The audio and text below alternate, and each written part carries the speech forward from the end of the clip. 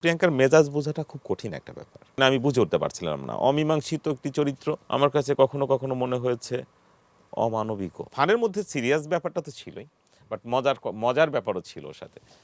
তো তখন পর্যন্ত আমরা ব্যাপক দারুণ সম্পর্ক আমাদের, বিয়ে হোক না হোক, বাট সম্পর্কটা ভালো ওর সাথে আমার। সেখান থেকে আবার বিপরীত সম্পর্কের অবতারণা হলো। কেন হচ্ছিল মুহূর্তের মধ্যে, মানে প্রিয়াঙ্কার মেজাজ বোঝাটা খুব কঠিন একটা ব্যাপার। সত্যি আমি এরকম দেখি নাই কাউকে, যে মানুষের মেজাজ এরকম হয় কেন, এত পরিবর্তন হয় কেন। মানুষের তো এত দ্রুত পরিবর্তন হতে পারে মুহূর্তের মধ্যে, ওই মুহূর্তের মধ্যে এমন ইমোশন ক্রিয়েট করছে, আবার বিপরীতটাও প্রদর্শন করছে কিছুক্ষণ পরে। মানে আমি বুঝে উঠতে পারছিলাম না। অমীমাংসিত একটি চরিত্র আমার কাছে কখনো কখনো মনে হয়েছে অমানবিকও। কারণ প্রিয়াঙ্কাকে একটা সময় উত্তরা শুটিং একটা অপ্রত্যাশিত ঘটনা ঘটে, যে খাবার খাওয়ানো নিয়ে। তখন প্রিয়াঙ্কা চলে যায় ইন্ডিয়াতে, খাবার খাওয়া নিয়ে খাবার আমাকে ছুঁড়ে মারলো। আমি জোর করে খাওয়াতে গিয়েছিলাম তাকে, ছুঁড়ে মারলো। আমিও খুব অপমানিত বোধ করেছিলাম সেদিন। আমি তখন, মাসুম বাবুল ভাই বেঁচে ছিল, মাসুম বাবুল ভাই উপস্থিত, তাকে বললাম যে আপনি দেখুন, বিচার করেন এটার, আপনি মুরব্বী আমাদের, আমি ডিরেক্টর হতে পারি, captain of the ship, but এই মুহূর্তে আপনি গার্ডিয়ান, দেখুন।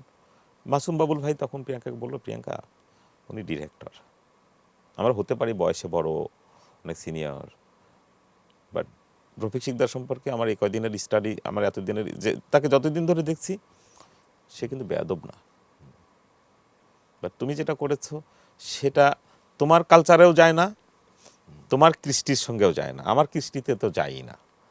মাসুম বাবুল ভাই ভালো করেই বললো বিষয়গুলো, যে এটা খুব অশিষ্টাচার মনে হচ্ছে, এটা আমাদের দেশের বা আমাদের ইন্ডাস্ট্রির জন্য অসম্মানের হলো, যে একটা ভারতীয় মেয়ে এদেশের ডিরেক্টরের উপরে খাবার ছুঁড়ে মেরে দিল রেগে।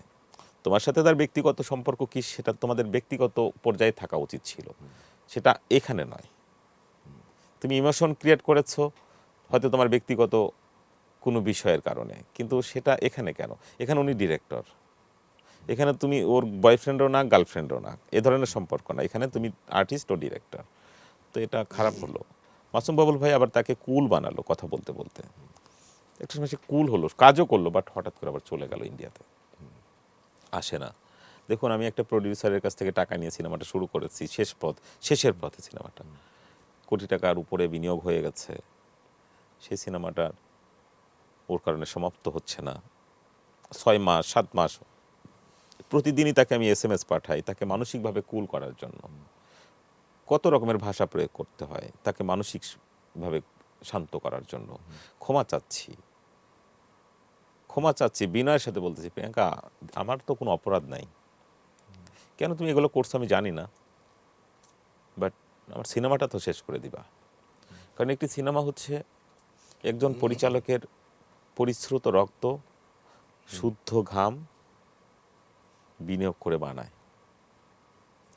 আমরা যে ভিজুয়াল অনুবাদগুলো করি, এটা কিন্তু আমাদের স্বপ্নের প্রতিফলন। তো তুমি আমাদের স্বপ্নটা বাঁচিয়ে রাখো। আমার এখন কেরিয়ারের টার্নিং জায়গা, একটা সিনেমা রিলিজ হয়েছে, এটা হলে আমরা ভালো একটা সিনেমা হয়ে গেল, তখন কি আমাদের হাতে কিছু কাজ থাকবে, তো আমাদের রুটি রুজির একটা জায়গা তৈরি হবে। তো তুমি আমার ক্ষেত্রে অমানবিক হয়েও না। আমরা পরিচালকরা অনেক পরিশ্রম করি, তোমরা সিনেমা পাও, সিনেমা না পেলে ফটোশ্যুট করে খেতে পারো, না পেলে বিজ্ঞাপন করে খেতে পারো, নাহলে এটা সেটা তোমাদের দাম আছে। তোমরা মেকআপ করতে গেলেও টাকার উল্টা দিয়ে দেয়, তোমরা টেলিভিশন টক শোতে গেলে তোমরা আমাদের চেয়ে অনেক বেশি টাকা পাও। তা আমাদের তো সেই ভাগ্য নাই। তো আমাদের স্বপ্নটা বাঁচিয়ে রাখো।